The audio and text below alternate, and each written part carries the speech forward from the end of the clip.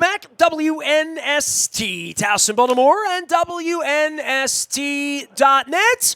We are on to Miami and Super Bowl 54. We're going to be broadcasting live from the Miami Beach Convention Center. All of it, of course, brought to you by our friends at Liberty Pure and the delicious water. We're going to be talking about that as well as Royal Farms, real fresh, real fast. I'm not going to put the cup in front of Art Modell here. But it's baseball right now, and it's cheating and scandals and all of the other things that makes baseball interesting in January. Eric Fisher is one of my baseball pals. He a long-time baseball business writer, first in Washington on the Masson story and the Washington Nationals and the world champion Washington Nationals. Now the U.S. editor for Sports Business Group, that's SBG. They're kind of large all over the world. You can find him all over the world on Twitter at Eric Fisher SBG. Dude, I wish I were, hitting you up the way I used to. And, it's like spring training now. We're off of Lamar, and we're on to, going to Sarasota. And the Orioles, who's pitching and how they're doing. And all. We don't have any of that. But, boy, do we have a lot of really, really bad integrity, Black Soxy kind of talk in regard to, 100 years later on this Astros scandal. I mean, I've been seeing you out on Twitter and everyone else. Man, this is really a mess for Major League Baseball and integrity, man. It really has been the winter of discontent. And when you add in the issues with the minor league contraction plan and the issues with the ball itself and how nobody trusts the ball anymore, it really has been Major League Baseball's winter of discontent. Well, look, you cover all sports. You cover leadership. I mean, you've been at this from the beginning. You're an attorney yourself. The notion... And I know I talked to you about this with football a couple years ago. The notion that the commissioner is going to be a really good judge, a really good policeman, a really good enforcer, right? A really good security guy, a really good bouncer for billionaire owners, millionaire players, the attorneys that sit between them, the sponsors. And, oh, by the way, there's just us over here. We're just the fans. We're just the customers, right? And I mention them very, very last in line because they are. Not to mention the media partners that are involved in all of this. This is really, not good all the way down. And from the commissioner, this tests why Rob Manfred's making $20 million a year, why Roger Goodell would make $40, or why we honor the dearly departed, David Stern a few weeks ago. Leadership's tough, dude, and policing this where everybody's got a camera, I don't know, man. I smell fish from the outside on all of this, and I think to myself, you better have a better cop than you had 20 years ago when these guys were flying off to the Caribbean and sticking themselves with needles and syringes right back in the day, because that's how desperate they were to make money. You're going to put cameras all around and think that they're not going to walk in and try to find an angle to wear a wire? Oh, my God. I mean, they've all seen Ocean's 11, right?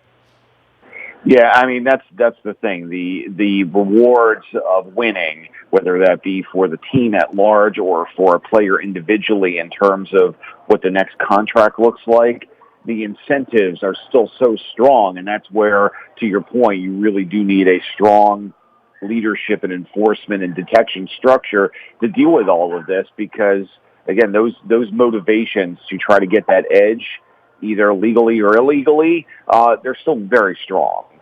Well, yeah. I mean, even if you get thrown out for Carlos Beltran made $220 million playing baseball. I don't know why he needed to manage the Mets, I mean, I always talk about the time that Rafael Palmeiro chased me with a bat. He made $50 million playing baseball. His kid's going to make some money playing ball. So what? He doesn't have a plaque in Cooperstown. So what if Curt Schilling has a plaque or doesn't have a plaque? I mean, there is a point in all of this where we do forget the economics, and that last I checked, nobody really sat in a prison cell for all of the stuff that went on the baseball that stimulated and generated not millions, hundreds of billions of dollars of revenue for baseball players and owners through that era. I mean, the whole thing stinks, and it's always stunk. Going back to Andy Messersmith and going back to Jackie Robinson, and we talk about this. But at some point, somebody better play policeman, or you are going to have what happened with Ken Caminiti and Jose Canseco. And Eric, I've said this all week. I don't even think we're at daylight yet in the day part of this story and the arc that it's going to take on. I don't know that the sun's up yet on the Altuve thing and where sign stealing is, because I think there's going to be a lot of stories told, and everybody's sort of diving under the locker about what they may or may not be doing to get an edge now that, like, they're drug testing, which is what they needed to do, right? Yeah, and we've seen all sorts of rumors going rampant, and that's where it's going to be a real challenge for people like myself, and certainly the league, and really anybody who's even tangentially involved, is sort of separating fact from fiction, because we had this whole thing that came out a week or so back with this rumor that Mike Trout had a exemption to be able to take HGH. That's not true. Nobody's gotten a therapeutic use exemption to take HGH, but because blood's in the water now, to reference your prior point, the rumors are just going to run. They are running rampant, and they will continue to run rampant. Well, more than that, they don't want the media sniffing around, which is why they threw me out 15 years ago, right? Like, so, we're in a city where we've had a mayor stealing $1 million worth of, and if there's nobody playing police, right? I mean, we're in a city now, we talk about crooked police and, blue and, really, really important issues. Obviously, the President of the United States is in front of a Senate, right? And has clearly broken the rules, and are we going to hold him accountable? Then there's where's the accountability and who's going to jail for this and whatever. And obviously, it's made its way into the Mets now with Beltran. It's made its way into the Red Sox with a guy that we all thought had integrity. Obviously, Altuve's going to have to come and bat, right? It's one thing for him to sit in the dugout and play the no-speaky role, right? But then he's got to go play baseball. I would think there's a lot of baseball players that are as pissed off as Trevor Bauer is, right? Yeah, and you've already seen that. Again, that's what's sort of helping to fuel these rumors that I'm referencing, that you've had a number of guys sort of come out either privately on social media, what have you. And what I do fear, to your point, is that we're going to see a lot of ugly beanballs and such, and on-field brawls and such, because that sort of frontier justice is going to be one of the next waves of this, that we could have a pretty ugly spring in terms of guys getting thrown at. I would think that could start as soon as, like, the day camp opens, right? Like, I mean, better to do it in Florida than to do it in April, right? I mean, and again, we keep coming back to this, man. I mean, I remember when Frank Robinson died. He died about a year ago this month. It was right around this time. Right. I went back and I found it. I wondered if I had ever had him on my show. And I had him on my show one time back at the turn of the century when I was syndicated at Sporting News. And it's when he was the policeman. You know what I mean? And the reason I had him on was, I don't know, there was a dust up at second base, or somebody came in spikes high, or somebody. And Lord knows they were all doing steroids. It was 1999. It was 2000, right? So, but Frank was the cop at that point, and there was always that we're going to meet out you're going to get 5 games, you're going to get 3 games, you're going to get 50 grand, you're going to get 100 grand. There's going to be all that. I think that's maybe the most important job. And I think about that when it comes to Ray Rice in Baltimore, right? Or when it comes to Roger Goodell trying to figure out what to do with the Patriots taping the Bengals, not in 2005 or 7 or 9, in 2019 on the sidelines, clearly breaking the rules and saying, well, what's the price to be paid? Well, the cameraman got fired. You know what I mean? And Mr. Kraft had to write a $50,000 check that he doesn't care about. So, I do think the policeman in these sports, putting that person up in front, and that person, to me, can't be Rob Manfred or Roger Goodell. Yeah, and you raise an interesting point about Frank, because, Frank was a legend in so many ways, but he also did not suffer fools at all, ever. And, Joe Torre, who we all love, he's got that role now, but he's got a pretty different sort of manner about him, and, much more congenial, much more political, and again, that's not to throw Joe under the bus. Well, I was going to say, he's political. You know why? He's kissing everybody's ass, and in the end, justice doesn't work that way. You know what I mean? Yeah, Like, it just doesn't. I mean, the ass that should be being rubbed up should be the good of the game, right? I mean, that's when I was a little boy and before you went to law school and learned all about this, and we collected baseball cards back in the 70s, Billy Kuhn was, this was the integrity of the game, and we're not going to allow Joe Rudy to be sold to the Red Sox. And, we're not going to allow Charles Finley to wreck the game and bring in orange baseballs and green. There was somebody at least that stood up that looked like he was, in control of the thing. I don't see Rob Manfred as that guy. I see Rob Manfred as the lackey for the owners to make sure they make the most amount of money, not to make sure that, justice is being served or that the rules are being followed because, I question that throughout sports with the amount of video technology that's available, Well, the other constituency that we really need to hear from is the Players Association. Now, Players Association ended up being a real change agent on the performance-enhancing drug issue after a lot of years of denial and a lot of pretty regrettable statements and actions. They came around and they actually really drove the ultimate change in terms of getting a more comprehensive testing policy. They've been pretty silent on this whole sign stealing issue, and it's going to be very interesting to see what the union comes forward with and whether we see guys within that organization, again, sort of create a groundswell like they did with PEDs and say, we don't want this in our game. We want something more stringent. And so really looking to see the union take a more active leadership role on this issue. Eric Fisher, he's always on a leadership role as a U.S. editor for Sport Business Group, and he covers all the sports all over the world and all that stuff, but at heart, he's a baseball dude. You can follow him at Eric Fisher, SBG. Just on the baseball side, I can't even talk about the Orioles, right? And I don't know where it lies with all of their Astros roots, and you talk about, these guys got jobs because the Astros won, and the allegation is we won because we're smarter than everyone else. Time will tell on that, but I want to talk to the game and this offseason and how much they're changing the game. I think there's going to come a point where a lot of us are going to tune a game in, certainly early in the season, and say, now, pitchers can do what and to whom and how many batters and what do we have to do here in mound visits? And, the game is literally being changed probably in the same way for my father late in his life when they said, pitchers aren't going to bat. We're going to have this designated thing that we're going to do in 1972, 73. They're changing the game fundamentally, and I think some folks are going to have a hard time recognizing it early on, right?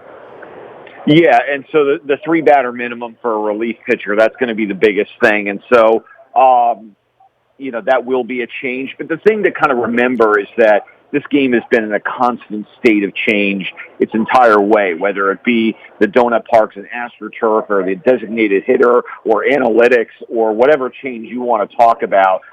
The only constant in this game is change. So, yes, there will be a new iteration this year, but there's always new iterations. So I always try to keep a sort of a long view on these kinds of things, and water will find its level.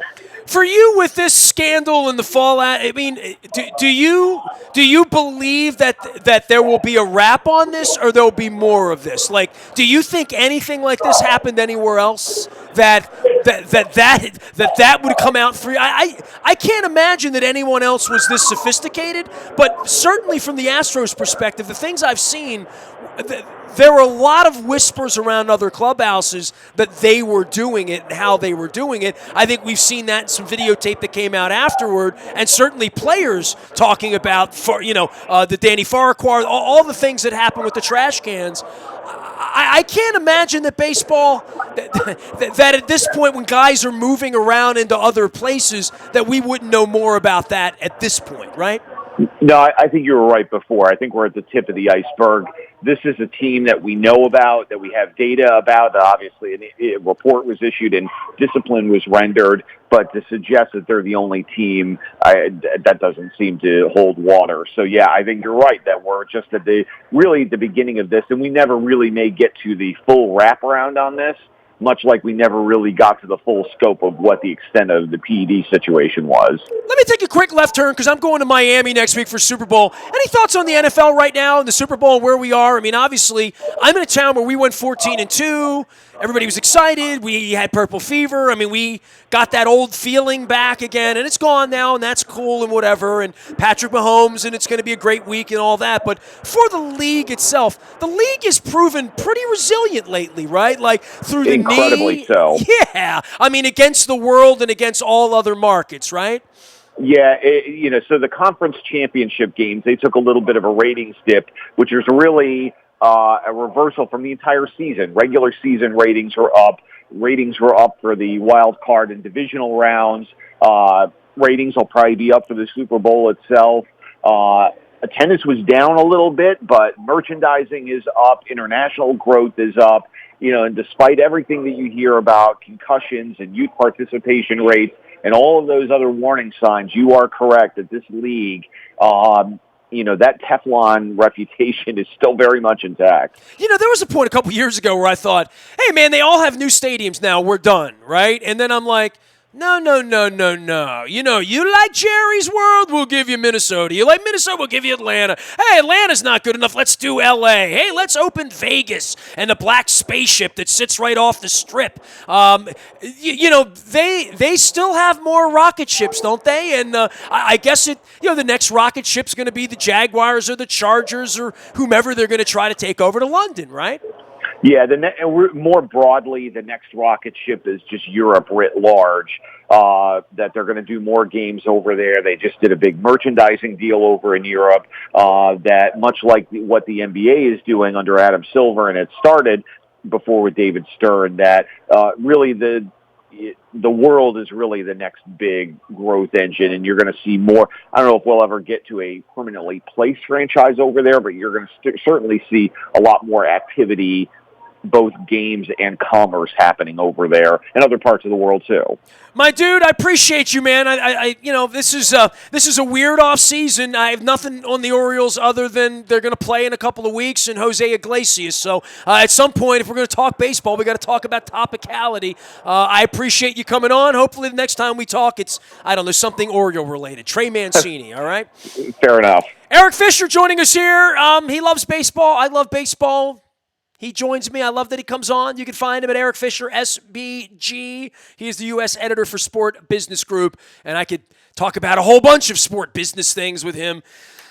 But we'll be doing more than that with the National Football League next week. A little bit of baseball this week. We'll get all football all next week. We'll be live. It's Super Bowl in Miami Beach. Luke will be with us, and the Ravens will not be there, but Lamar Jackson will be picking up his MVP trophy next week. I would think John Harbaugh might be picking up some Coach of the Year honors next week as well. So we'll see what happens. We'll be down there all week long. Lots and lots of guests, lots of celebrities.